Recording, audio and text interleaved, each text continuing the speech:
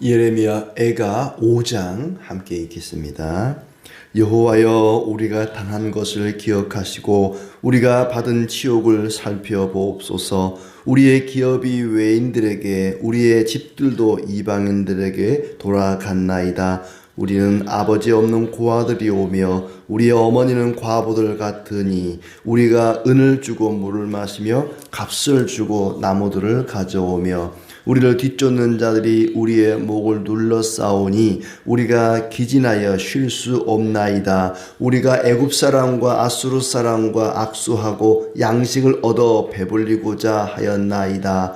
우리의 조상들은 범죄하고 없어졌으며 우리는 그들의 죄악을 담당하였나이다. 종들이 우리를 지배하며 그들의 손에서 건져낼 자가 없나이다. 광야에는 칼이 있으므로 죽기를 무릅써야 양식을 얻사오니 굶주림의 열리기로 말미암아 우리의 피부가 아궁이처럼 검으니이다. 대적들이 시온에서 부녀들을, 유다 각 성읍에서 처녀들을 욕보이나이다. 지도자들은 그들의 손에 매달리고 장로들의 얼굴도 존경을 받지 못하나이다. 청년들이 맷돌을 지며 아이들이 나무를 지다가 엎드러 지오며 노인들은 다시 성문에 앉지 못하며 청년들은 다시 노래하지 못하나이다. 우리의 마음에는 기쁨이 그쳤고 우리의 춤은 변하여 슬픔이 되어 싸우며 우리의 머리에는 면류관이 떨어져 싸우니 오호라, 우리의 범죄 때문이니이다. 이러므로 우리의 마음이 피곤하고 이러므로 우리의 눈들이 어두우며 시온산이 황폐하여 여우가 그 안에서 노나이다. 여호와여, 주는 영원히 계시오며 주의 보좌는 대대 이르나이다. 주께서 어찌하여 우리를 영원히 잊으시오며 우리를 이같이 오래 버리시나이까. 여호와여, 우리를 주께로 돌이키소서. 그리하시면 우리가 주께로 돌아가겠사오니 우리의 날들을 다시 새롭게 하사 옛적 같게 하옵소서. 주께서 우리를 아주 버리셨사오며 우리에게 진노하심이 참으로 크시니이다. 아멘. 네, 하나님 은혜가 가득하기를 진심으로 축복합니다. 예레미야 애가는 주여 우리를 돌이키소서, 우리를 새롭게 하옵소서, 이렇게 하나님께 간절히 기도하는 것으로 끝을 맺습니다. 이름 그대로 애카, 슬픔과 탄식의 노래입니다. 자기 조국 유다의 멸망을 목도하면서 비탄에 잠겨서 매우 슬퍼하고 비통해하는 그런 시입니다. 예루살렘이 멸망하고 남아있는 백성들이 한탄하는 모습으로 시작을 해서, 그러나 마지막은 소망으로 하나님께 간절히 기도하는 것으로 끝이 납니다. 1절부터 18절까지는 남아있는 유다 백성들이 어떤 고통을 겪고 있는지, 얼마나 치욕스럽게 살고 있는지에 대해서 먼저 이야기하고 있습니다. 여호와여, 우리가 당한 것을 기억하시고 우리가 받은 치욕을 살펴보옵소서. 자신들이 당하고 있는 그 치욕을 한번 봐달라고. 하나님 보십시오. 우리가 얼마나 지금 치욕스럽게 비참하게 고통스럽게 살고 있는지 하나님 보십시오. 하나님 다 보고 계시죠. 다 알고 계십니다. 그럼에도 이 예레미야는 자신들이 당하고 있는 그 치욕스럽고 비참한 모습을 하나님께서 한번 봐달라는 것은 건져달라는 거겠죠. 한번 보시고 이 문제를 좀 해결해 주십시오. 우리를 건져 주시옵소서 하는 그런 의도가 숨어 있습니다. 우리의 기업과 우리의 집을 다 빼앗겼습니다. 우리는 아버지 없는 고아와 같고 우리 어머니는 과부가 되었습니다. 그리고 물과 땔감을 구할 수 없어서 값을 치르고 은을 주고 사야만 합니다. 평상시에는 물이나 땔감 그냥 갖다가 마시고 불을 떼면 됩니다. 돈 주고 사올 필요가 없어요. 왜냐? 우리 거니까, 내 거니까. 우리 사냐에 있는 나무나 또 물이나 다 우리 거거든요. 그러면 돈을 주고 사올 필요가 없습니다. 그런데 물도 땔감도 우리 건데도 불구하고 이미 빼앗겨 버렸기 때문에 빼앗은 자들로부터 돈을 주고 값을 지불하고 물도 사다 마셔야 되고 땔감도 사서 떼야 되고 제 어렸을 때만 해도 물을 사다 먹는다, 물을 돈 주고 사 먹는다는 얘기를 하면 웃었어요. 세상에 어느 나라에는 물을 돈 주고 사 먹는데, 그러니까 세상에 그런 나라가 다 있냐고. 그 우리나라가 물을 돈 주고 사 먹는 나라가 되더라고. 그냥 이렇게 시냇물 또 계곡에서 흘러내려오는 물 바가지 갖다 퍼먹으면 되는데, 이제는 마트에 가서 돈 주고 사 먹고 뭐 한참 됐죠, 그런 지가. 지금 우리 건데, 우리 물이고 우리 땔감인데 우리가 돈을 주고 사 먹는다. 이거 좀 우리가 이제 마트에서 물 사 먹는 것과는 또 다른 문제죠. 빼앗겨 버렸기 때문에 그래야 한다는 것입니다. 기본적인 생활 필수품조차도 구할 수가 없어서 생명을 보존하는 것 자체가 위태로운, 사는 것 자체가 위기에 처해 있습니다.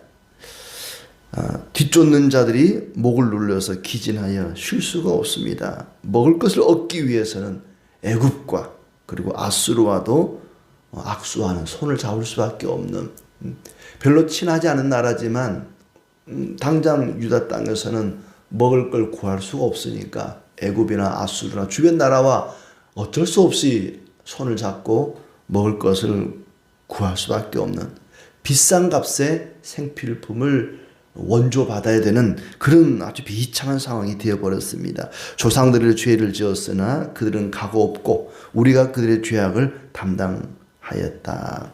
유다가 약탈을 당하고 무시를 당하고 겨우 목숨만 붙어있는 그런 상황입니다.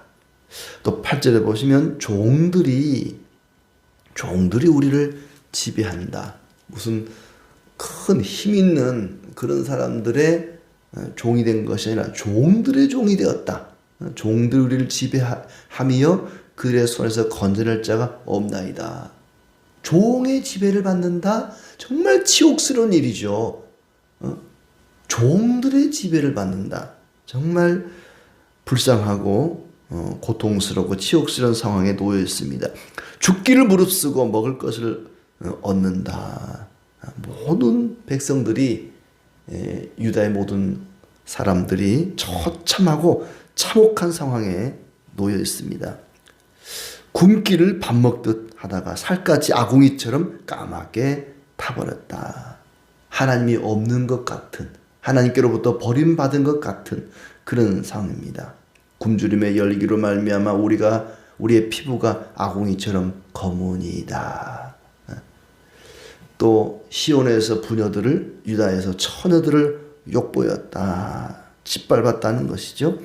지도자들은 매달려 죽고 장로들은 존경을 받지 못한다. 청년들은 맷돌을 쥐고 아이들은 나무 짐을 지다가 엎드러졌다. 노인들은 성문에 앉지 못하며 청년들은 다시 노래하지 못한다.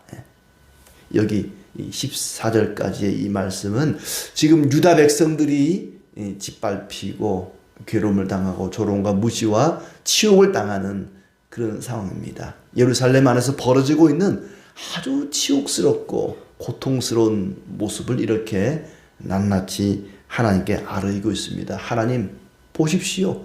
우리의 상황 좀 보십시오. 우리의 사정을 좀 살펴보십시오.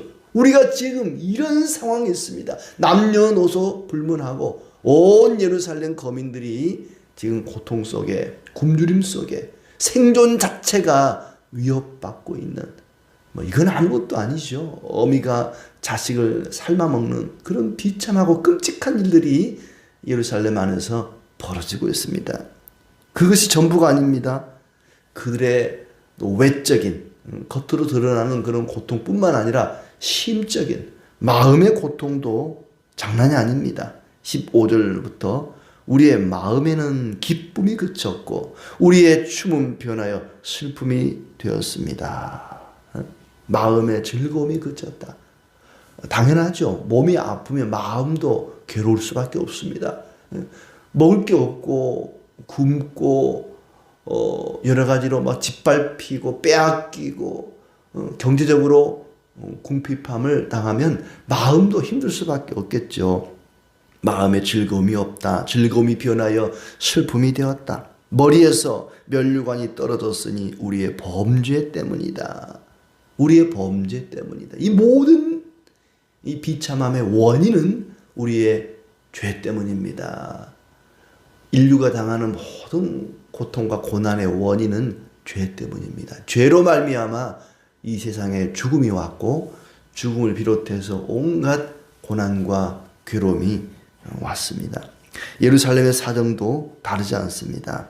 우리의 범죄 때문에 이런 고통을 당합니다. 라고 한탄합니다. 우리 마음이 피곤하고 눈이 어두워졌다. 시온산이 거칠어져서 여우들만 득실거린다. 몸도 마음도 지쳐있고 괴로움 속에 있습니다. 그러나 여기서 끝나지 않습니다. 여기서 끝난다면 성경이 아니죠. 19절부터는 소망을 노래합니다. 그리고 신앙을 이야기합니다. 하나님을 바라봅니다. 절망 중에서도, 절망의 구렁텅이 가장 밑바닥에서도 하나님을 바라보고 노래합니다. 여호와여 주는 영원히 계시오며 주의 보좌는 대대 이르리이다. 주님의 통치를 노래합니다. 하나님은 여전히 온 세상을 다스리시고 주관하십니다. 역사의 주인 되십니다. 주의 보좌는 세세토록 있으니 영원히 다스려 주옵소서. 하나님은 여전히 우리를 다스리고 온 세계와 역사를 주관하고 계십니다. 신앙을 고백합니다. 예레미야는 절망 속에서도 그 절망으로 끝나지 않고 하나님을 바라보고 하나님에 대한 신앙을, 믿음을 고백하고 있습니다. 어찌하여 우리를 전혀 생각하지 않고 오래 버려두십니까? 20절의 이 말씀은 원망하는 말이 아니죠. 하나님 왜 우리를 오랫동안 버려두십니까? 이 말은 그럴 리가 없습니다. 라는 단서가 뒤에 붙는 겁니다. 하나님이 우리를 오랫동안 고난 가운데 처박아 두실 리가 없습니다. 반드시 하나님은 이 고통 가운데에서 다시 건져줄 줄로 믿습니다. 라는 신앙의 고백이죠. 어찌하여 우리를 영원히 잊으시오며 하나님이 우리를 잊으실 리가 없습니다. 라는 얘기죠. 우리를 이같이 오래 버리시나이까? 하나님이 우리를 오래 버리실 리가 없습니다. 하나님은 우리를 잊지 아니하시고 우리를 버리지 아니하십니다. 틀림없이 온 세상을 주관하시는 하나님이 우리를 건져주시고 대적들을 물리쳐주시고 우리를 새롭게 하실 줄로 믿습니다라는 믿음의 고백입니다. 절망의 밑바닥에서도 하나님을 바라보고 신앙을 고백하고 믿음으로 나아가 기도합니다. 이게 신앙인입니다. 그냥 절망으로 끝나버렸다면 우리도 역시 절망할 것입니다. 그러나 절망 가운데에서도 낙심하지 아니하고 하나님을 바라보고 하나님의 통치하심과 하나님의 구원하심을 신앙으로 고백합니다. 이 비참한 상황을 만드신 분도 하나님이시니 이 상황에서 회복시키실 분도 하나님이십니다. 3장 38절 말씀에 복도 화도 지존자로부터 온다. 우리에게 좋은 일도 굳은 일도 하나님의 말씀으로부터 비롯됩니다. 그것을 예레미야는 믿었습니다. 우리를 이 고난 가운데 절망 가운데 처하게 하신 하나님이 틀림없이 우리를 회복시키실 것입니다. 이 믿음으로 하나님을 바라보고 기도합니다. 하나님이 우리를 버리실 리가 없습니다. 잊으실 리가 없습니다. 이 믿음이죠. 22절도 주께서 우리를 버리실 리가 없으니 다시 돌이키소서. 21절의 말씀은 우리를 주께서 돌이키시면 우리가 주께로 돌아가겠습니다. 우리의 날들을 다시 새롭게 하사 옛적 같게 하옵소서. 회복을 간구합니다. 하나님이 우리를 돌이키면 틀림없이 우리는 하나님께로 돌아갈 수 있습니다. 그러니 우리를 돌이켜 주옵소서. 하나님께서 그들에게 고난을 주신 원인도 거기에 있죠. 그들을 돌이키기 위해서 매를 맞고 혼이 나고 두들겨 맞고는 하나님 잘못했습니다. 하나님께로 돌아가겠습니다. 하나님께로 돌이키게 하려고 고난을 주셨습니다. 예레미야는 그걸 기도하고 있습니다. 하나님이 돌이키면 우리가 하나님께로 돌아갈 수 있습니다. 그러니 우리를 돌이켜 주옵소서. 우리는 맞아도 쌉니다. 멸망을 당해 마땅합니다. 그러나 우리의 소망 되시는 하나님께서 우리를 돌이켜 주시면 우리는 다시 하나님께로 돌아갈 수 있습니다. 여호와께로 돌아가는 것만이 그들이 회복될 수 있는 해답이다, 길이다 라는 걸 예레미야는 분명히 알았거든요. 하나님만이 이 상황에서 우리를 돌이킬 수가 있습니다. 그 어떤 그 누구도 그 무엇도 우리의 지혜와 능력과 힘으로는 돌아갈 수가 없습니다. 그러니 하나님께서 우리를 돌이켜 주옵소서. 예수님께서 십자가에 못 박혀 죽으시고 성령을 우리에게 보내셔서 우리의 마음을 돌이키는 그것밖에 달리 방법이 없습니다. 하나님이 우리의 소망 되심을 믿고 자신들이 하나님께로 돌아가게 해달라고 예레미야는 기도합니다. 우리의 소망은 오직 하나님밖에 없습니다. 나의 힘과 능력과 지혜로는 해결할 수가 없습니다. 예수 그리스도를 의지하여 하나님께 나아가는 자에게 하나님은 은혜를 베푸십니다. 하나님의 은혜와 위로를 얻기 위해서는 예수 그리스도를 의지해서 주님의 십자가를 붙잡고 주님 앞에 나가는 방법밖에 다른 방법은 없습니다. 모든 것이 무너지고 잿더미가 되고 절망의 밑바닥에 앉아있을지라도 우리는 하나님께 나갈 수가 있습니다. 마치 온 세상이 물로 가득 찼지만 방주 안에서 창문이 유일하게 딱 하나 있는데 위로 뚫려 있거든요. 위로 뚫려 있는 그 창문, 그걸 통해서 숨쉬고 그걸 통해서 하나님을 바라봤던 것처럼 우리는 위를 바라보면서 하나님을 바라보면서 절망의 밑바닥에서 다시 일어나야 할 것입니다. 예루살렘이 잿더미가 되고 모든 것이 망가지고 무너진 상황 속에서도 예레미야가 하나님을 바라보고 하나님을 의지하면서 믿음을 고백하고 기도했던 것처럼 우리는 어떤 고난 속에서도 절망하지 말고 낙심하지 말고 하나님을 바라보고 의지하고 그분의 사랑과 은혜를 구할 때 하나님은 우리에게 은혜를 베푸시고 위로하실 것입니다. 오늘도 우리에게 필요한 은혜와 위로가 있기를 진심으로 축복합니다.